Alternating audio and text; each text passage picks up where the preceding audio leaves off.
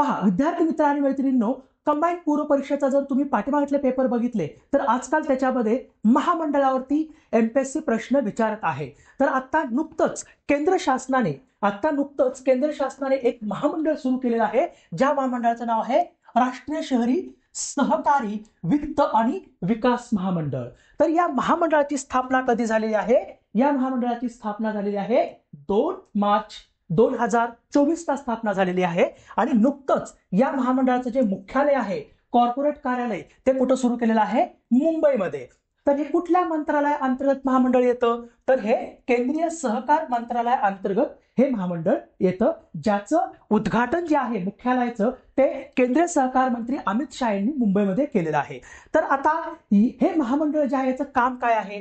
तर या महामंडळाचं काम जर तुम्ही बघितलं तर हे आपल्याला एक्झामच्या दृष्टिकोनातून लक्षात ठेवायचं आहे। ज्या शहरी सहकारी बँकिंग आहेत, शहरी सहकारी ज्या बँका आहेत, आता इथं ग्रामीण येत नाही बरं का ह्याच्यामध्ये, कारण शहरी हे नाव आहे म्हणून शहरी सहकारी बँकिंग क्षेत्रासाठी स्वनियामक संस्था म्हणून हे महामंडळ काय करणार आहे? कार्य करणार आहे। म्हणजेच काय तर umbrella organisation for urban cooperative bank. आणि सगळ्यात महत्त्वाचं एक लक्षात ठेवा की आता नुकतंच रिझर्व्ह बँक ऑफ इंडियाने या महामंडळाला गैर बँकिंग वित्तीय कंपनीचा दर्जा दिलेला आहे, अशी त्याला मान्यता दिलेली आहे। तर हे बिलकुल विसरू नका, याच्यावरती तुम्हाला कंबाईन पूर्व परीक्षेमध्ये 100% प्रश्न बघायला मिळेल। राज्यसभा पूर्व परीक्षेमध्ये सुद्धा याच्यावरती प्रश्न बघायला तुम्हाला मिळू शकतो। सो धन्यवाद।